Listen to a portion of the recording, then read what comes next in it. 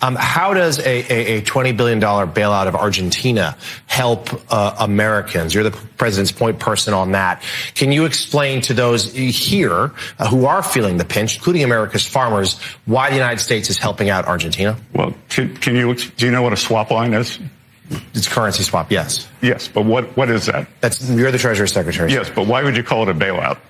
That is how... In most bailouts, you don't make money. The U.S. government made money. We use their financial balance sheet to stabilize the government.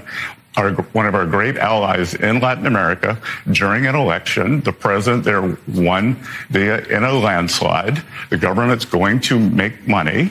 I would rather use peace through economic strength than have to be shooting at narco boats coming offshore if the government collapsed. We have a generational opportunity in Latin America to create allies. We just saw an election in Bolivia. We're probably going to see an election in Colombia. We've seen them in Ecuador. We're going to see them in Chile. So by stabilizing the economy there and making a profit, then that's a very good deal for the American people. There's a lot we could have been doing for American farmers, but Democrats closed the government.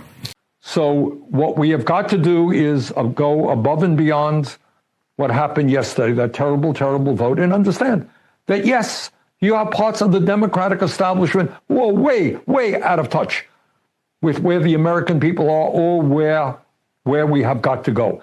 And our job is to build a political movement. We are doing it with the 3 candidates for the Senate. I expect more to come with many candidates in the House, candidates all over this country running for local office. We're going to build that movement, grassroots movement, to do what Mamdani did in New York City, all over this country.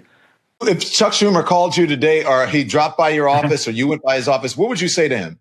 I'd say, look, Senator, it's not personal. I respect some of the things you've accomplished in your career. I get that we would not have had the Chips and Science Act if it weren't for your leadership. I get that we would not have had the Inflation Reduction Act, but for your leadership. I appreciated what you did with the bipartisan infrastructure bill. But you know what? You've just lost touch with where the base of the party is. You've lost touch on foreign policy, where you supported the war in Iraq and then a blank check to Netanyahu, and you refused to endorse Mamdani. And then this is the second time you've had the shutdown fight, and you've caved both times.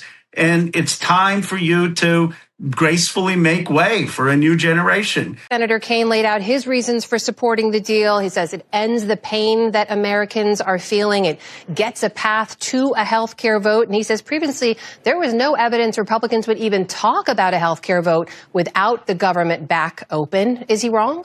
Well, Tim and I just have a disagreement about this. I think we actually lose leverage in our fight for Americans now that we have capitulated to Donald Trump without any real protections for people's health care or our democracy in the short-term funding bill.